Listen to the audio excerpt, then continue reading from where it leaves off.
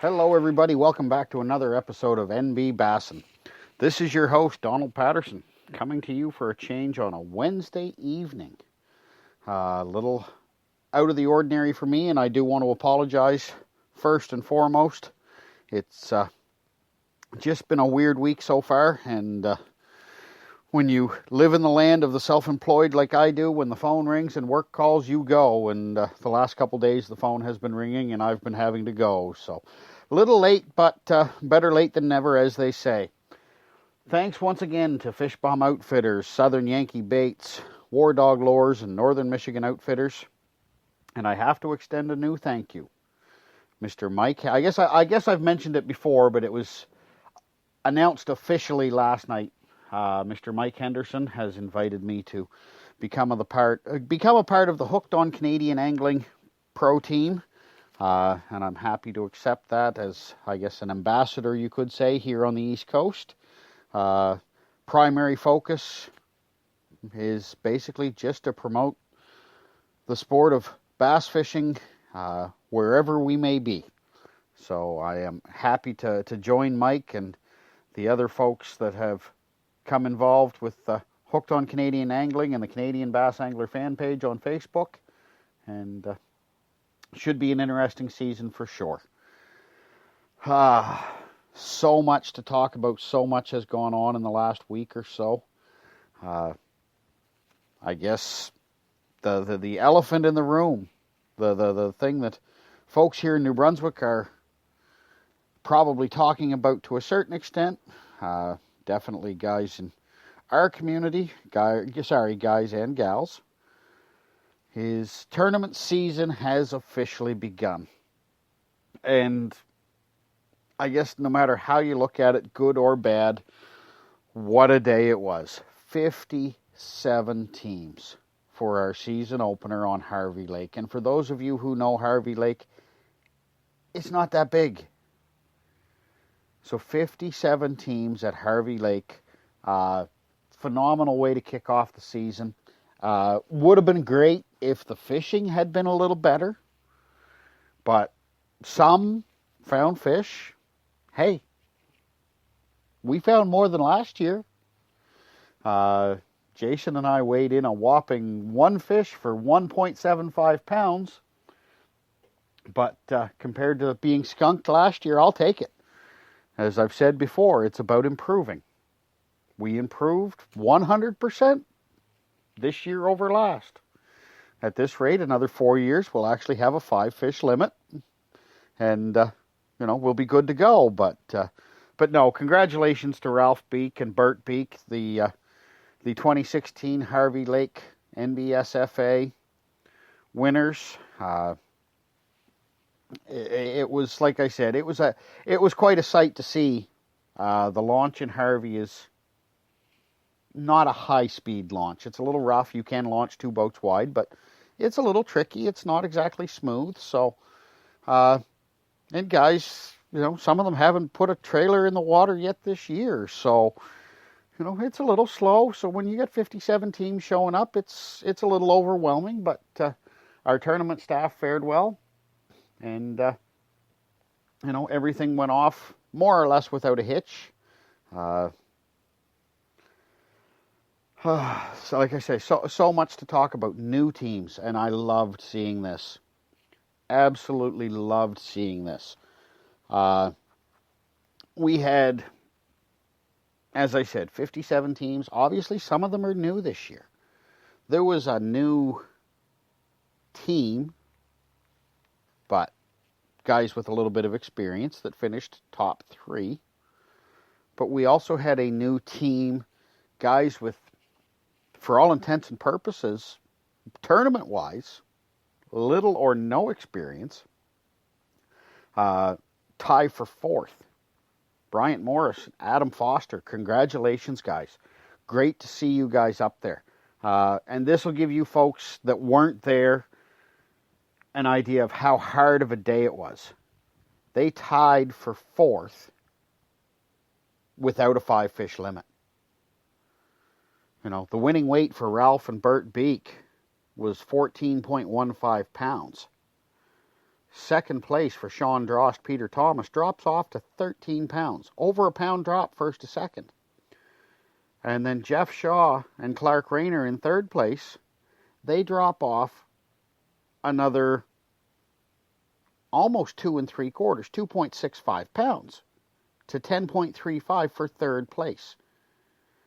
And then it drops down to 9.9 for the guys tied for fourth. And 7 pounds puts you in the top 5, 7 and change puts you in the top 15. It was a hard fish.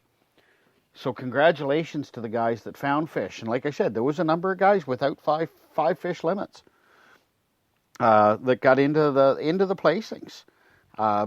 Another congratulations to a new team, Eddie and Eric Watling, fellows that I have had the fortune of talking to quite a bit over the last little while.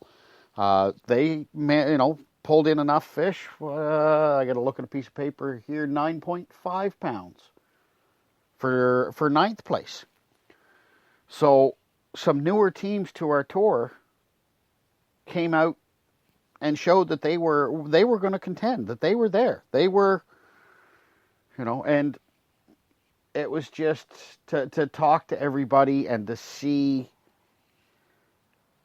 growth.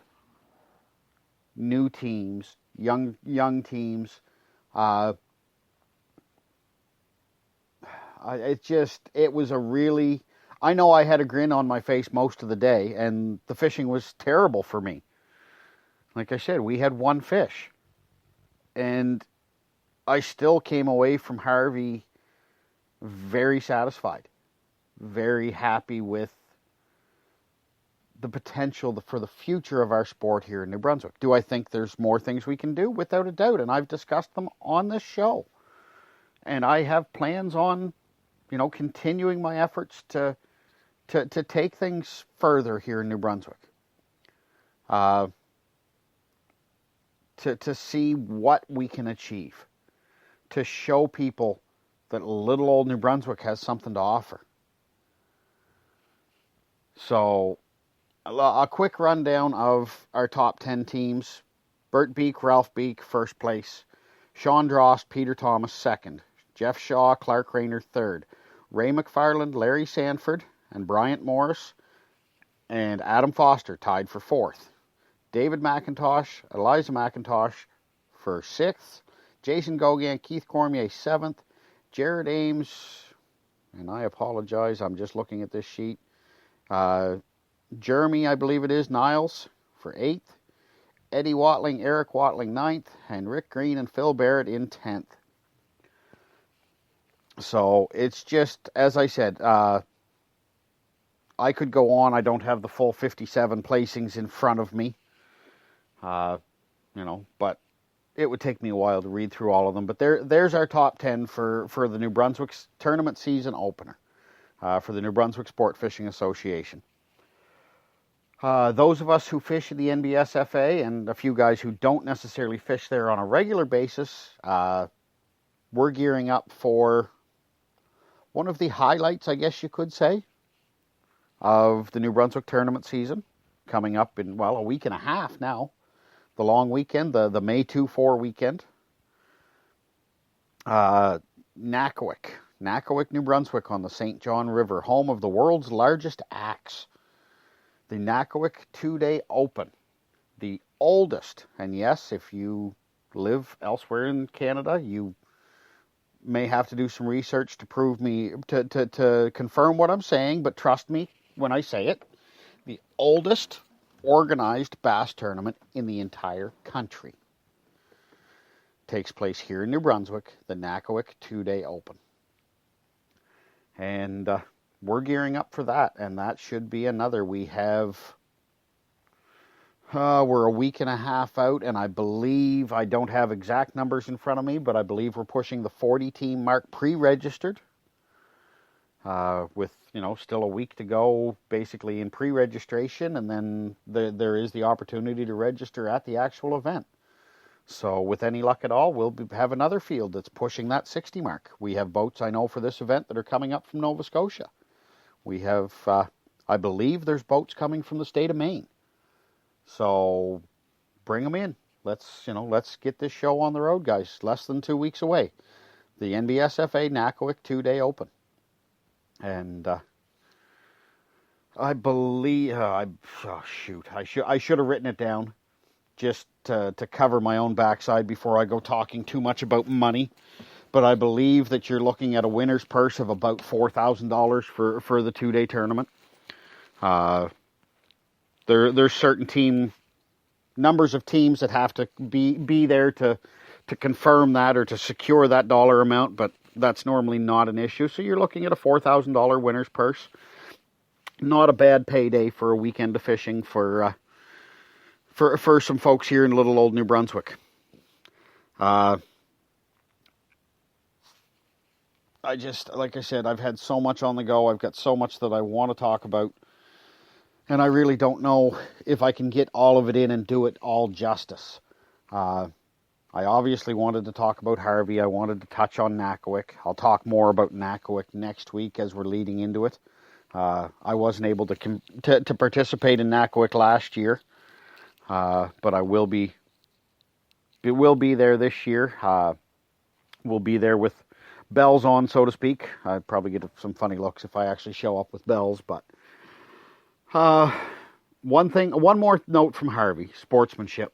We've talked about it before, and I'll probably talk about it a number of times throughout the season. Unfortunately, Harvey Lake is a dangerous lake. Rocky. Very, very dangerous to run if you're even a little bit unfamiliar with it. And there was a couple gentlemen, very, very nice guys. I've fished with them off and on over the last couple years.